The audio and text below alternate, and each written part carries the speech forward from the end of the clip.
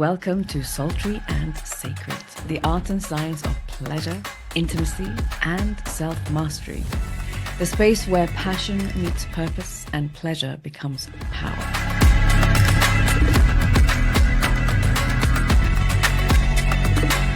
Here, we unravel the mysteries of love, sex, and connection, blending soulful wisdom with raw, unapologetic truth.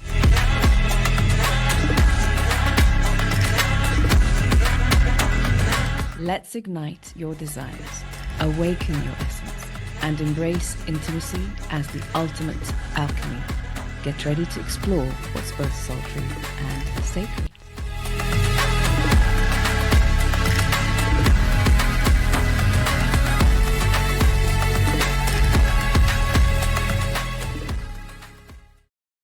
We all love it when relationships are going smoothly and not triggering anything on the inside. Everything is dandy.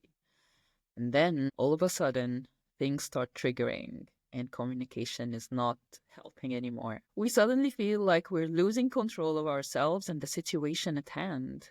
The relationship starts to fracture and show hidden teeth and dark corners. Suddenly, we feel like the worst in us is coming out. And we see the worst in our person as well. Demons are dancing in our shadows, and if we don't know what skills to use promptly, things escalate rapidly, and before we know it, a mountain is made of a molehill. We only need a few of these incidents before Dr. Gottman's The Four Horsemen of the Apocalypse, that are criticism, contempt, defensiveness, and stonewalling starts appearing. We often let it get to an irreversible point. Can these relationships be salvaged? What do you think, Venus? Can a relationship ever truly heal after a rupture? That's what we really want to find out. So let's discover this today, shall we? What's your first thoughts on this topic, Cinderella? I love this topic because it starts with very big words, disastrous words, apocalypse, rupture, repair. It's as if the doomsday is coming to us just because our relationship is facing some sort of problem. And this shows you how much impactful relationships are on our psyche and our being, that we think of the worst. Doomsday is here, apocalypse is here. And it's a very romantic thing to look at and consider and see how fragile we really are at heart. We are scared and we want to know what's happening. So we think of the worst. Apocalypse, rupture. So such romantic big words. Absolutely. And it speaks of the transformative power of conflict. Yes. Because when we use these words, we're kind of implying a certain kind of death at some level. Something die in the relationship, in ourselves, and hopefully something better is coming in its place. So yes, the cycle of rupture and repair is central to a relationship, central to life, actually. And without it, there is no growth. So I'm really excited about exploring this in more detail with you today. And I'm certain that our listeners are going to get some valuable insight from what we're going to talk about today, especially when dealing with their day-to-day ruptures, and hopefully deal with them through a completely different lens, different set of skills and tools today. Yes, and me too. I'm very excited about this because as a therapist and as a woman, I have been experiencing this and learning and unlearning of things that I've learned along the way. And it sometimes signals personal rupture and repair within myself, or as we call it, reparenting for ourselves as well. But let's start with the definition of what is rupture. What is rupture from the get-go? What do you think is rupture for you? So rupture, in the very simplest terms, is disconnection. Suddenly we're in a situation where I feel disconnected from you. I don't feel safe, perhaps. And I feel that you're not seeing me, you're not hearing me, you're not accepting me in some way. So it triggers all kinds of existential wounds that, they don't become apparent in the moment, obviously, but they are the ones that those bottom fears are what are fueling the other fears to come out, those symptoms, like. right? Yeah, But that's what do true. I think from the spiritual perspective, rupture is a sacred initiation. It's an invitation to deepen love and dissolve of illusions. And I think the dissolve of illusion is one of the most important parts because we have the people we love, friends, family, or loved ones, because when rupture and repair doesn't just in romantic aspects. We put them on a pedestal of some sort, and then when rupture happens, illusions starts to fade. Yes, and it's really powerful what you just said, because think about all the times where when people have broken up completely, like not being able to repair it, and therefore go their separate ways, and then sitting down and then going through the memories and the red flags. Oh, I should have seen this when this. I should have recognized this when that happened. And it's exactly what you just described, which is the breakdown of illusions, the dissolution of illusion, because we have to participate in some way in accepting unacceptable behaviors through disillusionment, through denial. Yeah, And that's why denial is still also part of the whole healing process or the grieving process. that's true. I have to say that it only takes one small rupture to reveal how fragile we really are, and are we really prepared to fix it as people involved in the relationship and as individuals too. So let me ask you a question. Mm. You work a lot with deep emotional healing. When a rupture happens, what's the first internal shift someone should make before even attempting to repair? So I love that question because I believe the first shift isn't about the other person at all. It's about you. Before you say anything, before you try to fix anything, ask yourself, am I responding from a place of wisdom, or am I responding from my wound? So this is the first thing to ask. Rupture triggers survival mood.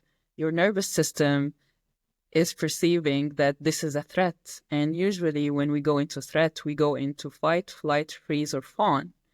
And in each one of these actions, it can trigger the other person's survival mood as well. So if you try to repair from this place, you're not actually repairing, you're just reacting. So the first step, regulation before repair. So this is something that we're going to talk about even further in the repair aspect. But for now, I think it's always good to stand with ourselves for a moment to understand that, am I talking from a space of wound, space of love? Am I responding, reacting, being defensive, or freezing or flighting? Am I avoiding, or I'm just appeasing and in a fawn mode? So, yeah. That's very powerful. Thank you for sharing that. Go. So, Venus, what is the biggest misconception about conflicts and relationships, do you think? Yes, I mean, and you also touched on it already. The idea that we get into conflict with our partners because we are incompatible, or it's a sign that our partner's not competent, or is not able, doesn't have the relational skills and tools, etc. On the contrary, right? Even though it does bring up feelings of inadequacy and insecurity and fear of abandonment and so on, actually conflict, like exactly as you described, it's an initiation. There is a moment where you are both being asked to step up, to recognize a pattern that's not been integrated and has not been acknowledged or healed properly. And therefore, this is a really good opportunity for both of you to sit and see what's going on. Because ultimately, and this is very interesting, and I'm sure, Cinderella, if you sit and just think about even like the latest conflicts you've had, the conflicts, the problems that the two people are fighting over, there's a complementary aspect to it. It's not random, right? There is whatever I'm triggering in you, you are also triggering in me, and that these two wounds complement one another. They almost mirror one another in very like strange, but also like a jigsaw puzzle kind of thing. It's not like I'm going to fight over apples and you're going to fight over pears. There's going to be, or sorry, I'm not going to fight over apples and you're not going to fight over chicken. It's going to be of the same thing. And And funny enough, we both hold the cure or the healing for one another in those terms, right? But also, let's also understand where conflict stems from. Your person is your mirror, right? They reflect everything that you are right back at you, which can often feel merciless because, the reason why we're projecting it is because we were denying it in ourselves to begin with. That's why projection is a tool to kind of like project it onto the mirror so I could see it clearly from my shadow. Now, I could choose. I can either polish my mirror or I could throw stones at it and break it. Hopefully, as we become more aware and become more skilled at relational competence and intelligence, we know to take some time to reflect on what exactly am I seeing here, right? And I love, this is why sometimes I love watching reality TV, because it's a display of projection in front of everyone. And you can literally see it everywhere and anywhere once you start at honing into it. And you can see, it's funny because you start seeing people's shadows so clearly. And hopefully you'll also start seeing your own shadows very clearly. And then they can stop controlling the dynamic of the relationship, right? And again, it's really important to talk about how here we are not talking about abusive relationships. We are going to, later on in this very episode, we are going to talk about when is it best and safest to walk away and not attempt to keep repairing something that it was not meant to be repaired, or that you are not qualified to repair yourself by yourself, right? And it also, again, it doesn't work if only one person is self-aware and the other person is not, right? It causes the biggest cause of conflict, like irreparable conflict between couples, where one person is learning and growing and self-reflecting and the other person's out doing absolutely nothing. The gap just becomes an abyss.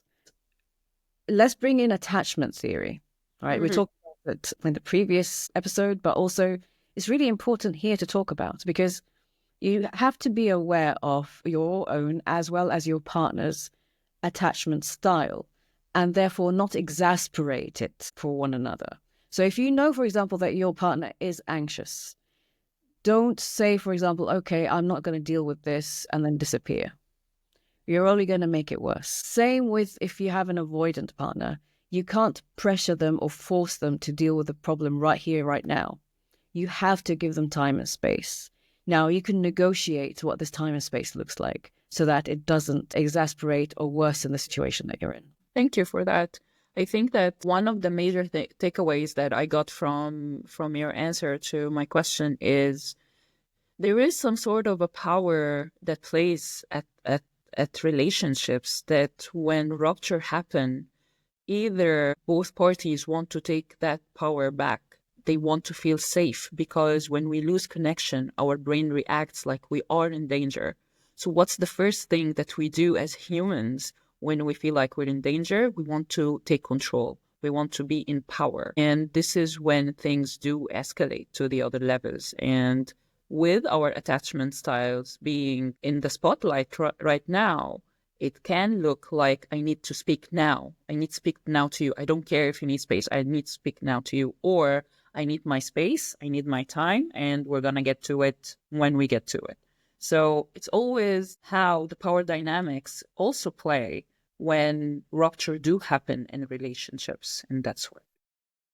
100%. And here I invite our listeners to think about this question. In those moments where it's really a power dynamic and it's a struggle for power, ask yourself this question. Do I want power or do I want connection? You can't have both. Yes. Am I acting from a place of repair, or am I acting from a place of wound? So I want us to talk now about the Four Horsemen of Dr. Gottman prescribed. I keep calling them the henchmen, by the way.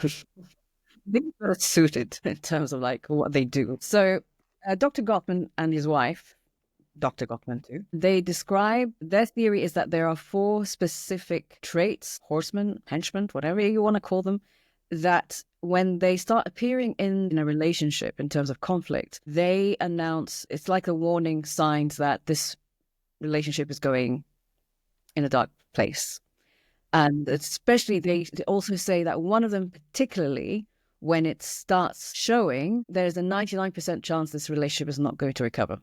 And we'll tell you, we'll see if you can guess which one, but we will reveal to you which one it is as well. So the four horsemen, Dr. Gottman, the four horsemen are criticism, contempt, defensiveness, and stonewalling, right? Let's talk about each one. So Cinderella, talk to me about criticism. Yeah. So criticism, it's basically when you start attacking the person and not the behavior, where you start saying, oh, you're lazy, you never do this, you never do that, and basically bring the past to the future or the present here with you. And it goes hand in hand with defensiveness, which is not taking accountability and being in the defensive mode of, I've always done that, I've always done so. You don't wash your dishes. You never wash your dishes. You've always eaten and never washed. What does that say about you? It says that you're lazy. I wash the dishes all the time. So you see, it goes always in the same statement. Usually couples would go there. And if friends, it's usually is, you're always late. For instance, you're always late. I'm always on time. I'm sick and tired of waiting for you all the time. So that happens. That happens. Absolutely. Which one is your favorite, Venus? My favorite. Well, I'm Yes. going to talk stonewalling in a second, but one thing I wanted to talk about with just to show you how deep criticism cuts. It takes, researchers found that for every one criticism, it takes 5 positive affirmations and compliments to balance and neutralize the effect of the initial criticism or the initial negative comment. Right? It just shows you how deep it cuts. And like you said, if you also follow criticism with defensiveness, that would just really, it deepens the wound for the person on the receiving side of it. Now, stonewalling, the third one, is for me is the worst one. Down, because at least with criticism, you're talking. You are hopefully allowing each other to speak and defend each other and so on. Now, with stonewalling, it's completely shutting down. It's passive aggression.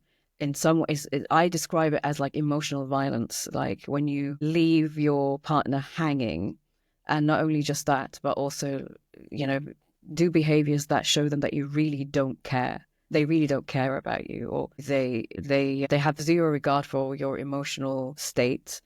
That for me is very violent. And it's just because it looks like silence, it doesn't mean it's not painful or hurtful. I believe that when I meet people who do practice stonewalling, usually it comes with contempt, which is disrespect, superiority, or sarcasm even. And that hurts when someone is in front of you who is on the receiving end of that sarcasm, or how you are stonewalling, you're shutting down. That usually takes them to any of the attachment styles that we just mentioned as well. Absolutely. And you know how I said at the beginning, one of them is there's 99% chance this relationship is not going to repair. Contempt. Huh? Once you start feeling contempt for your partner and resentment, that's when it's very difficult to come back from that.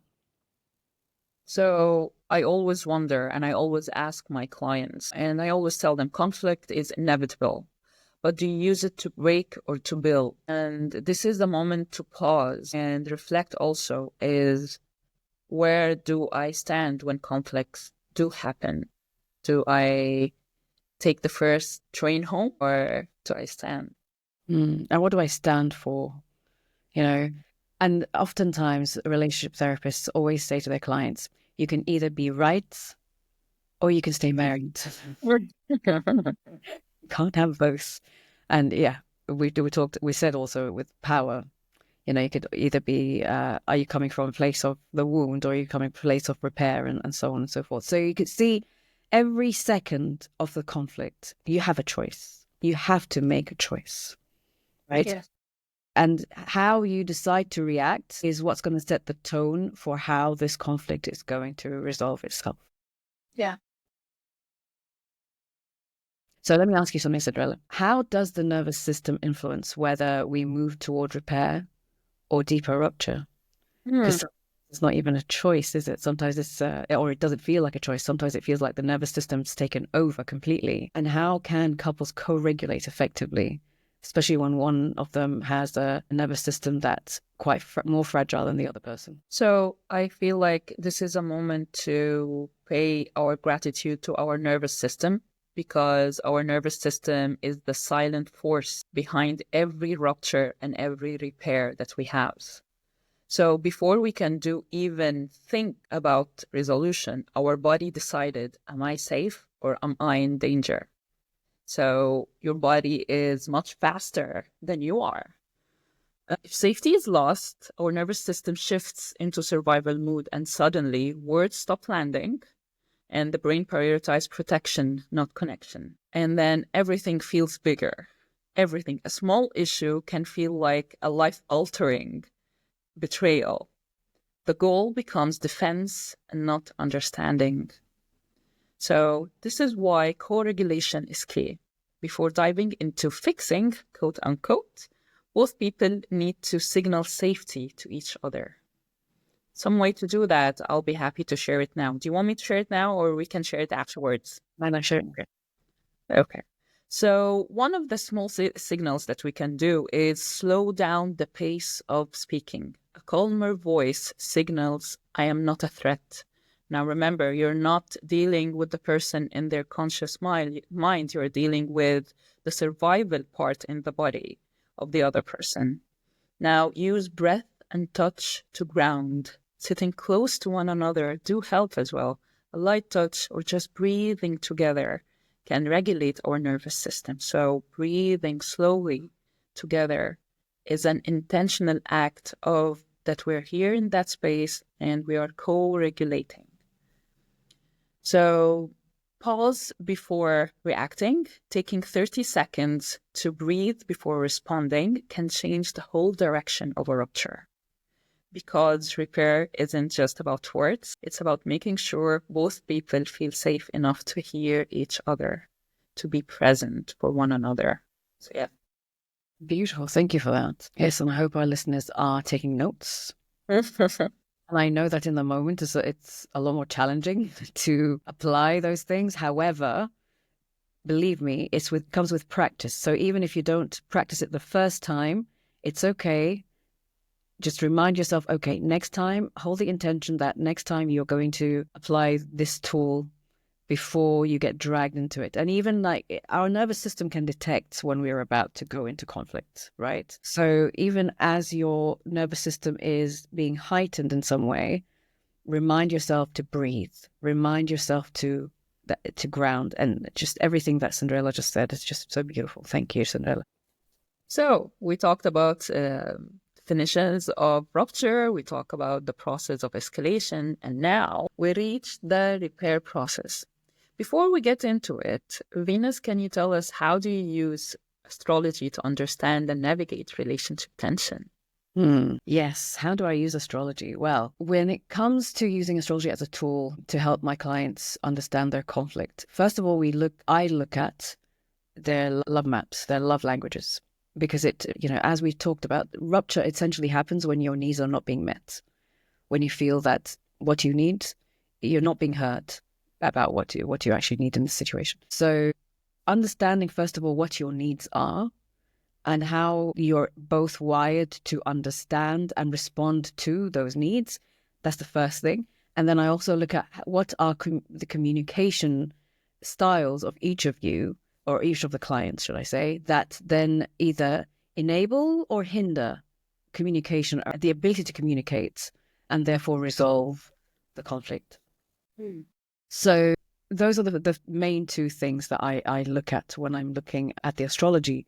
Now, of course, there are so many, it's very layered and there's so many different factors that go into it. So yes, I will first of all look at people's natal charts, but I also need to look at the transits that are going on cosmically at the moment. So for example, especially with the outer planets, I'm looking at what's affecting, a person's Mars or the person's Venus or any of the other personal planets really. But for example, I had a situation where a client had Uranus conjuncting Mars. Now, that's lingo talk for Mars being the sexual drive, the drive in general, the will, the power, and also is a source of aggression, right? So conflict can arise from that.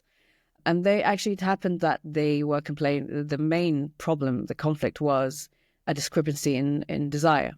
Suddenly, after having really healthy sexual desire and sex life, suddenly it waned, and this person was not able to feel any kind of sexual desire towards their partner anymore, out of the blue.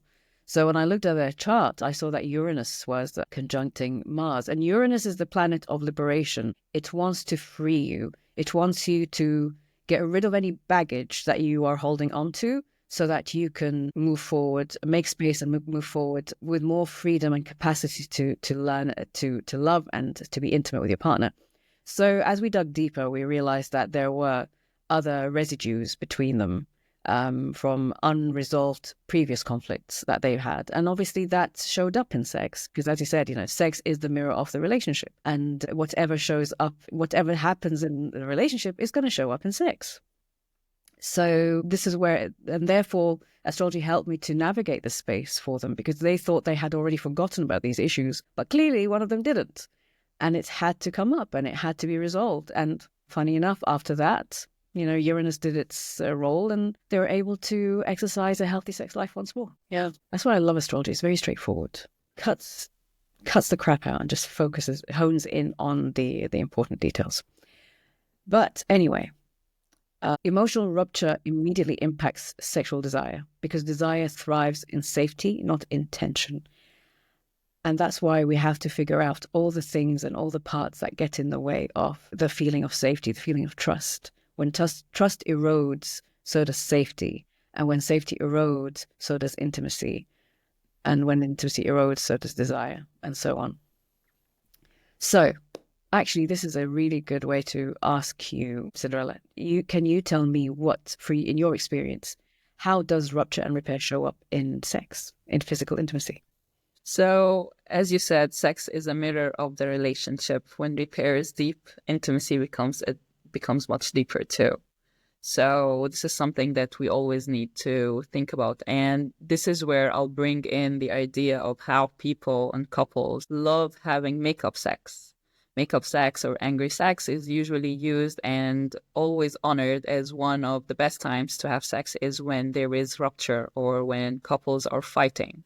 It's because basically all the emotions are heightened. There is a power dynamic at play. And sometimes sex can be used to bypass the repair. And so it can work the first time, the first 100 times, but 101, it will not work again. And the residue of the rupture over and over again will continue on happening.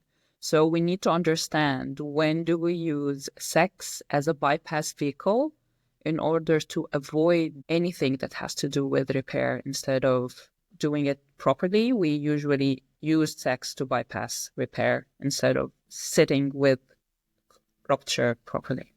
Can I ask you a question here then, please? I'm guessing some listeners are going to hear this and say, well, what if sex is the repair? What do you say to that? Or what do you think of that? Sex cannot be a repair because it is a love language. However, it is a reflection of how relationships are being managed. So if the problem is in with communication and we bypassed actually sitting down and having difficult conversation about how we communicate, and instead we got intimate sexually, then we are bypassing this. We're going to be feeling good afterwards. We're going to feel connected on a physical level somehow for a certain amount of time. But then the problem will come again every time that we're going to have miscommunication. We're going to be engaging in sexual acts. This will create a lot of a bond between miscommunication and sexuality that afterwards it will not be easy to separate both of them. So sex is basically, when it's used as a repair, is like you are putting some sort of a numbing medicine on the wound instead of actually cleaning it. So it cannot be how we repair. It can be after repair, a good connection method, but it cannot be the go-to in order to avoid the repair. I agree 100%. Also, the fact that if sex was a repair, we would be having sex all the time. Mm-hmm. Yes, countries And also would be having sex in order to repair. also, think about how many times you did have a conflict and you did have a makeup sex or angry sex and the conflict didn't actually go away, or it just showed up later on. Yeah. Which shows you sex itself does not repair. True. The thing is that true intimacy begins before sex. It begins the way we see and touch each other in the small moments. So we need to understand when sex is being used to numb instead of connect. Because sometimes that will leave us feeling hollow. For some people, after having sex without communication, it will leave people feeling hollow. It will not be meaningful. It will not be full. Accordingly, the resentment will come back. And this is where we go back to the four henchmen. It's a new word. The henchman. Yes, the henchmen. So Dr. Gottman is the horseman, I know. Yeah. So this is where we go back to there. Did I answer your question? Do you think that? Yeah, absolutely. I hope that this answered the question for our listeners as well, because I think it's something that a lot of people wonder about. A lot of couples will come out of a conflict having had sex and thinking, oh, okay, now it's sorted. Yeah. Everything's okay now. Especially, only not. The thing is that especially this is where they sometimes they forget that love language. Yes, it's good to, while we are working on our problem, that we hold hands, that we touch our legs. It doesn't have to be, because both of us are physical touch people, then we're going to have sex in order to resolve our problems. It doesn't work this way. So we need to be very aware which part of us is seeking sex when there is some sort of a rupture. Is it the anxious part that's trying to appease or trying to make up for the person in order to love them and hold them? Or is it the avoidant that's trying to avoid having to go through a difficult conversation, so it's using sex instead? So we have to be aware of that too. Absolutely. And this, you're touching on a very important point here, where sex is being used as a coping mechanism. It's not a repair mechanism, it's a coping mechanism. And there's a very big difference. One actually repairs the relationship or the conflict, and one does not. Yeah. Would leave one or both partners feeling used and abused, actually. Definitely. And I feel like this is a very good way to start talking about the repair after rupture. And I'm curious to know from your experience, what is your first aid kit for repair after rupture, Bean? First aid kit. Right. You ready? Take note. Ready. All right. Number one. Take a deep breath, breathe, get calm, self-regulate, ground, okay? And use whatever tools you need to ground yourself. So, for example, some people will start naming 5 things they can see, 5 things they can hear, 5 things they can touch, smell, etc. It doesn't have to be 5, it could be 3. It doesn't even have to be this technique at all. But the fact is, you need to, your nervous system is being hijacked. You need to bring your nervous system back into safety, right? And another technique that you mentioned earlier is also like soft breathing, calmness, so that you take away this feeling of making yourself feeling like you're under threat and your partner feeling like they're under threat. All right, that's number 1. 2, when you're ready to speak, and sometimes you both need to take time out. Sometimes you need to agree that, okay, let's just take 5 minutes. I need 5 minutes to just breathe, or I need 10 minutes to be away, just to calm down, and that's absolutely fine. But if you say, 5, 10, 15 minutes, whatever you agree, stick to it, right? Don't say 5 and then disappear for an hour. That's not good repair technique. All right. And so after you've come back and you're ready to speak, I suggest that you both sit each other down, face one another, and sit with the intention of speaking kindly, speaking honestly and kindly, and own your darkness. For example, if you are feeling so dark in the moment and feeling vengeful, for example, like you feel like you want to say something mean because that's how hurt you feel, then be honest and say, you know what, I feel quite vengeful right now, and it's bringing up all the times when you did X and so on, or you did this and you did that, and I'm quite tired of it. So I'm feeling quite vengeful, so I need to be aware of it for myself and also regulate myself even more. so that I don't say something that I will deeply regret later. Okay. This is the level, and this is the degree of honesty we're talking about here. Own everything. Be responsible for every single thing you're feeling, and be honest and vulnerable about it. If you're not vulnerable in this moment, then when? Because this is truly where the alchemical transmutation and transformation happens for both of you. And when your partner sees how honest you're being and open and vulnerable and brave, they're going to reciprocate, right? You're going to put them in a position where they too have to take responsibility and accountability for what they've said, how they said it, how they behaved, and so on. All right. So that's number 2. Number 3, and this is something we already touched upon, be mindful of each other's attachment style, right? If one of you is anxious, don't exasperate the anxiety. If one of you is avoidant, don't exasperate their anxiety by forcing them to be and to listen or to speak when they're not ready to.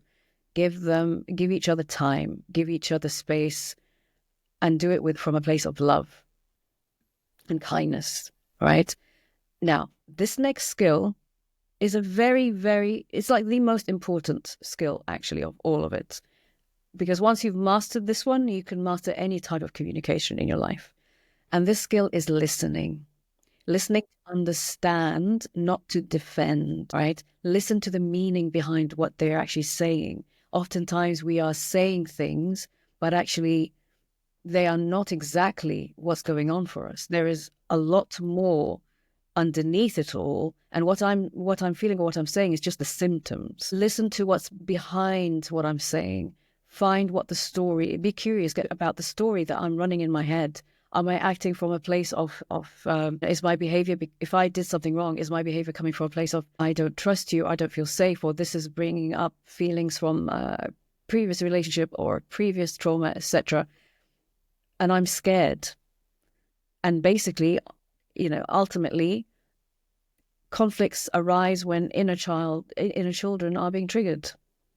The adult kind of like stands back and watches while the inner child is acting out the response that they are being triggered into. So listen to the child. What's the inner child saying? Get curious. Even ask them, has this happened to you before? When did, as a child, did this ever happen to you? And so on. All right. Okay. The next one is things to avoid. They're dangerous, very dangerous.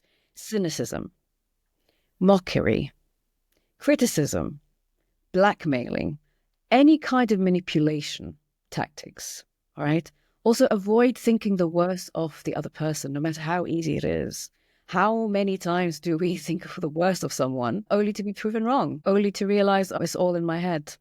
I've created these dramas in my head that really weren't necessary. So avoid thinking the worst of the other person. They're not out there to get you. They're not. This is your partner who decided they wanted to be with you. Why would they feel the worst about you or want the worst for you? Again, we're not talking about abusive relationships or toxic relationships, okay? Next step, take turns to listen to one another. All right, to use a timer if needs be, because if you're in a relationship where someone is known to talk a lot more, take more space, definitely use timers to help regulate this so that it's both of you are being heard and seen equally. This is very important. I can't emphasize it enough. All right. Last but not least, all right, if negotiating and understanding your needs at this time is not possible, take a longer break, okay, or separation if needs be. And if that still doesn't work, please contact a relationship therapist. There's 2 of us right here.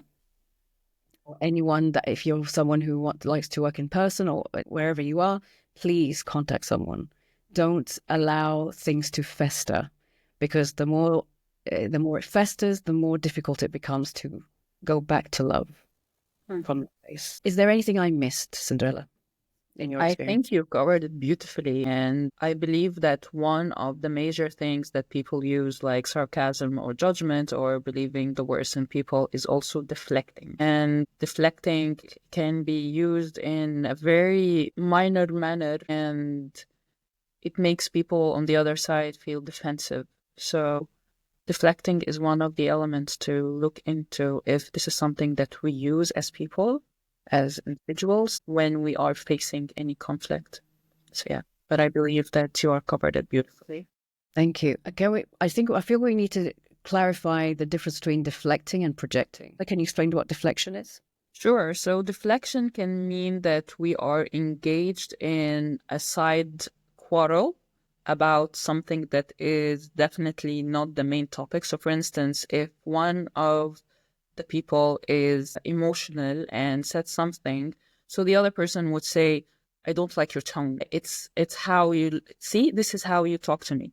So you are forgetting the main reason of why you're sitting down and having a conversation and engaging in a side not relevant at the moment problem that would deflect in that sense the whole essence and the intention of the conversation, and making the person in front of you to be put in a place of defensiveness because they have to defend themselves and say, for instance, I'm actually very emotional right now, or I'm not okay, so this is why I talk the way I talk. So this is sometimes can happen and take place in a conversation of repair. Beautiful, thank you. Okay, so let's move on now to a very important question, which is when to walk away. When is a situation, when is a conflict is no longer a conflict, but an existential decision to make, right? Not all relationships are meant to be repaired. So, Cinderella, what for you are the signs that a rupture is revealing the end of a cycle rather than something to fix or to fight for even? I don't like to use the word red flags. I'm going to say signs instead. So the signs that it's time to walk away is, the first one is that the same rupture happens over and over and over again. And at some point you have to stop trying to repair and accept that this is just who they are. Sometimes relationships are meant to end because they are a karmic element there of an end of a cycle. Sometimes relationships need to end because they were a lesson and they served their purpose.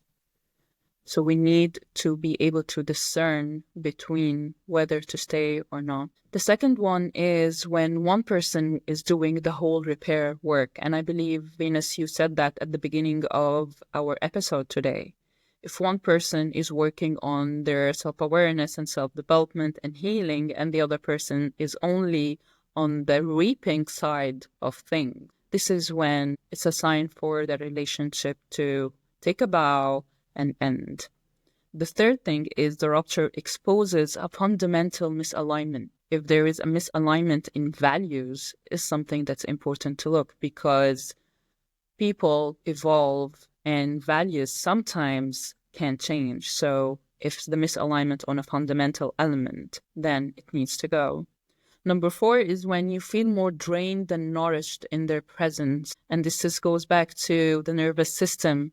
Is it always on the go of trying to be in a place of survival or a place of living and thriving? Number 5, they refuse to acknowledge the rupture or their impact. They belittle your emotions. So a lot of times when we hear this, are you making a big deal out of this? Come on, you're being sensitive, overly sensitive. Again, it goes back to the four horsemen of the apocalypse here. And I believe you're staying because of nostalgia, not because of the present. Sometimes we're so scared of what's beyond the relationship that we hold on too tight. Or because we had amazing times with them, we had a lot of beautiful memories with them, that we hold on to a relationship that is no longer serving us. So we need to be aware of these elements. And this is when one of the things that we were discussing, Venus, and I would like you to talk about it. So we mentioned that, of course, physical abuse and abusive relationship is when you need to leave at the first sign. You don't stay. Yes. Now, I have to ask you, the attachment styles and leaving in or staying in the relationship, sometimes we overstay and sometimes we leave too early in a relationship. Can I pick your brain on how to discern between this two? Yes. It's important to do a gut check. Is the rupture within the relationship, or is the relationship itself the rupture? And with regards to, you need to look at the entire relationship and how you to work as a team? Do you still feel like you work as a team? Do you feel like you are part of a team and that you're working together? Or is it very much you saving the boat? The boat constantly has holes in it, and you are constantly trying to repair the holes, but new holes keep showing up, and the ship is basically drowning. And the way you've outlined it so beautifully is exactly that. That metaphor is about that.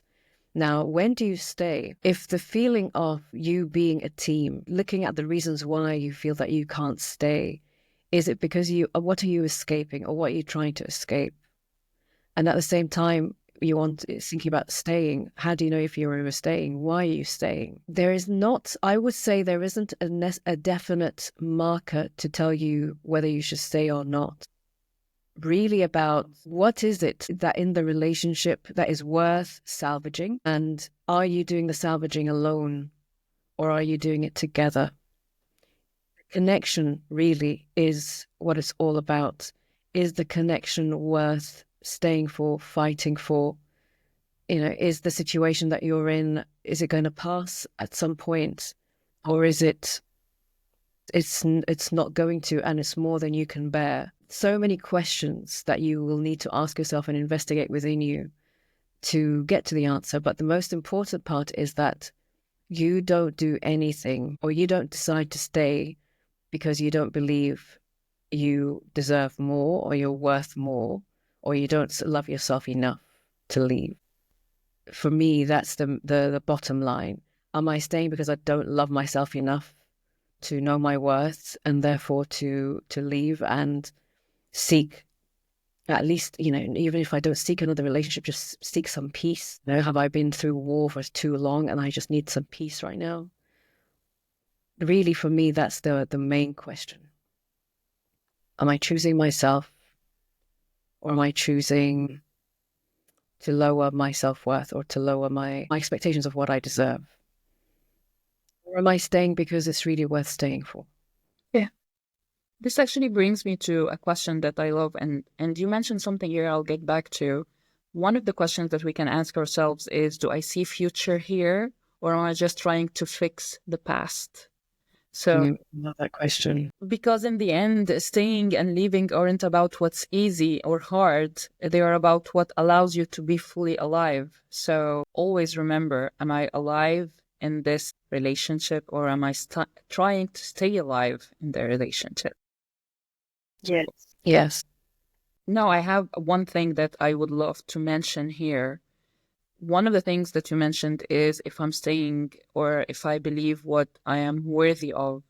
Now, a lot of times people with avoidant would use this term in order to leave a situation and use it as an excuse to do that. So I have a couple of things that I would like to bring the attention of our listeners. Sometimes we leave because it gets too much, it gets too intense, and we equate intensity with failure. And we equate vulnerability. When it's too high, there is fear, and we equate fear with failure too. So we usually, when there is an avoidant within us, we equate any sort of confusion, intensity with finality. So it's always going back to, where is this idea of me needing to leave coming from? Is it coming from because it's too much, or it's too hard, or it's really becoming damaging? So Yes. did it land with you? Absolutely. I mean, there's a story that won't leave my mind right now, and I feel like I need to talk about it. I need to mention it at least. I know a couple, and they're an older couple. So one of them, unfortunately, has dementia, and the husband is looking after her. And it's been a situation now for over 2 years. And I'm just in awe of how this husband has devoted his time, his energy to looking after his wife, whose condition has been deteriorating quite rapidly, actually. And it's very heartbreaking to see. But I can't help but see how beautiful this his devotion to his wife is, in arguably a time where, a lot of people would have given up. a lot of, and he has been, proposed to take his wife to a nursing home, for example, to be looked after, and he has refused. And his family is saying to him, you're about to burn out, and for him, it's like, no, this is my wife, for better or worse, in sickness and in health, and so on. So I feel that ultimately, it really depends on what this relationship means to you, what this person means to you, what are you willing to give up for this person. And I'm sad to say, things like that, they used to be common once upon a time, but they're not anymore, right? And it's ironic because everyone wants to be in a relationship because they don't want to die alone. Yes, so yeah, there's definitely a balancing element in all of this, is what we're trying to say. And your own discernment in relationships is what's going to help you navigate these very difficult and confusing and conflicting spaces. The more aware you are of yourself and your ideals and your values and why you're even in the relationship to begin with, the better you're able to make decisions and make choices that are in alignment with yourself, your relationship, your values, and so on. I love that. And I feel like you summed it beautifully with the story of the older couple. And while we always seek to be in a relationship, it's hard work. So I want to leave our listeners with a couple of questions to ponder upon when it comes to rupture and repair and deciding to leave before doing anything. I need you to sit with yourself. And this will be something that's coming up on our Instagram, and I'm leaving it here too. Am I leaving because this is toxic or because I don't know how to repair? If I do know and I have the tools, will I be staying even though it's gonna be difficult? So yeah, I believe that you asked a couple of questions under each and every element that is worth thinking about, and now it's worth also to think about this. Definitely. And I think it's important to recognize it's not an easy decision to make. And it's not one that should be taken lightly either, or rapidly. And definitely seek help, seek support, seek advice. Don't give up at the first hurdle or even the 10th. Without conflict, we flatline. Yeah. And even when we talk about sex in relationships, sex exists in tension. Desire exists in tension. You can't be always agreeable and always just never having a fight or a conflict. It's boring. Conflict grows the relationship and grows you. You grow, you expand. The question is, how can you create better problems? Sure. Avoiding problems altogether, have better problems, better arguments. So, yeah. Thank you so much for this, Venus. I enjoyed this episode with you so much. Oh, same, Cinderella. I love what you bring to these sessions. I love how we both so easily and fluently bounce off each other. So two Virgos, two in a pod, in a podcast. In a podcast. I love that. So listeners, if you have any comments or feedback or any questions about today's episode, please don't hesitate to write to us, sultryandsacred@gmail.com. Don't forget to subscribe. Don't forget to share this episode. You should. You have a lot of friends who have some serious relationship conflicts that they would really thank you for this particular episode to help them heal and salvage their relationship with themselves or with their partners or friends or family. Show us some love so we can show you more love. Absolutely. See you next episode where we have another juicy topic for you. We'll keep it a surprise. Till later. Bye.